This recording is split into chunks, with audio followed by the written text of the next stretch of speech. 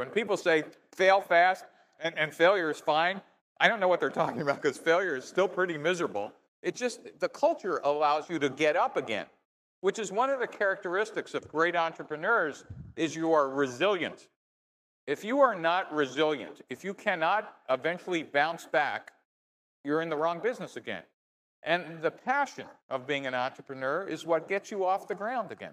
Actually, the goal of a startup, that early phase, is to answer a bunch of questions about your business model.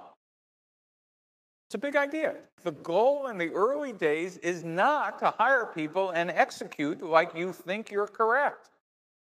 In fact, the data says while you think you're a visionary, there's enough data across the world now to say you're not a visionary, you're hallucinating. It's a big idea.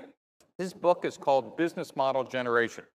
And in one single diagram, one piece of paper, we could put all your guesses. All your guesses. Who are the customers? What am I building for them? What's the distribution channel? How do I get, keep, and grow them? What are the profits and losses and costs, etc.? The big idea that kicked off the lean startup movement was not only startups aren't smaller versions of large companies, is that large companies execute known business models.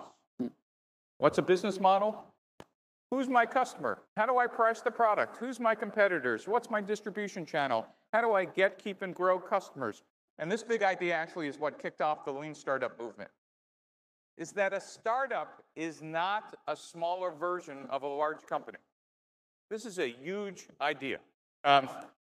So I came up with a definition which might be helpful. A startup is a temporary organization designed to search for a repeatable and scalable business model. That's really tight. Would you like to open that up for us? I will, but it was designed to be like, you could say it in a sentence. And in fact, on day one, a startup is closer to a religious organization than anything else. You're actually driven by your belief that you see something that no one else does. And in fact, that is not only the reason that you will succeed, that's also the reason why you will fail.